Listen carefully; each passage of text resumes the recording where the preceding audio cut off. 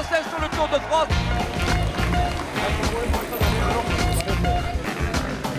Viens avec moi. De malade.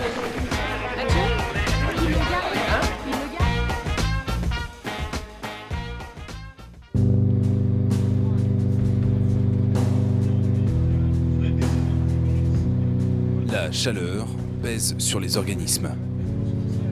Stade de décompression. De l'excitation en revanche pour Julien Jourdi. Le directeur sportif apprécie la chaleur des stades de football.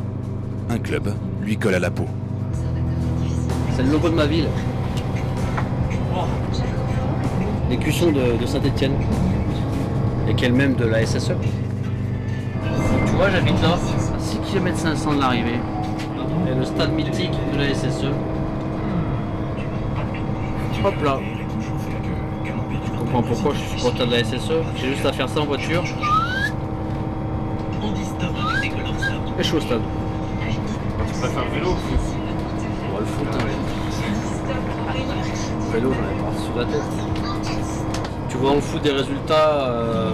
Ouais, les mecs, ils enfilent les matchs sans défaite, en gagnant pendant plusieurs journées de suite.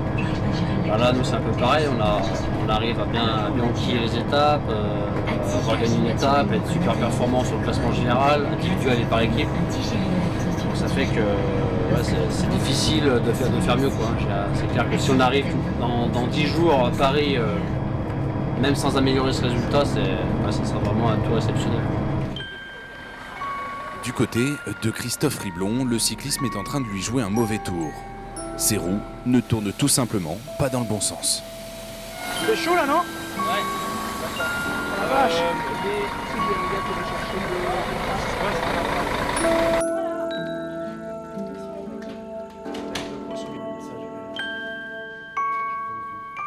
Au-delà de moi, de ma performance perso, c'est surtout que là, au niveau de l'équipe, par exemple, une journée comme aujourd'hui, j'ai servi à rien, quoi. Donc, je suis pas là que pour faire les échappées et essayer de lever les bras. C'est aussi un ensemble qui tout le reste du travail à côté que je peux pas faire et qui me ronge un peu, quoi.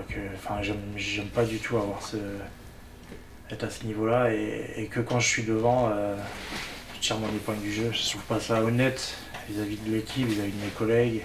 Pour l'instant, j'ai pas le niveau régulier tous les jours pour pouvoir aider l'équipe. Alors, pour l'instant, le plaisir sur le vélo, en tout cas en dehors, j'en prends énormément, mais sur le vélo, c'est pas ça encore. Hein. C'est vraiment pas ça.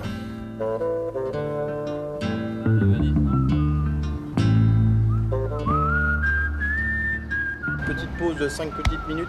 Arrêtez On le départ pour la course. Enfin, lui, il est habitué. Hein. Ah, il travaille jamais. En fait, il se lève 5 minutes. C'est vrai. Il vient de se lever là. Halte cadence infernale.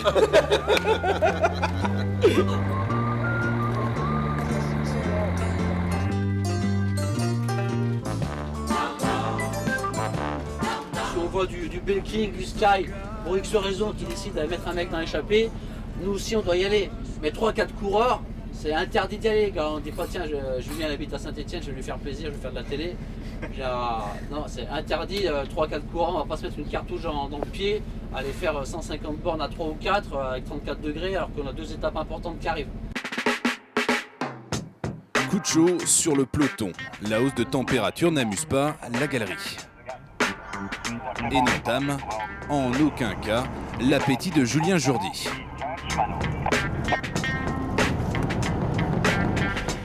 Le casque devient même gênant. Romain Bardet taille dedans.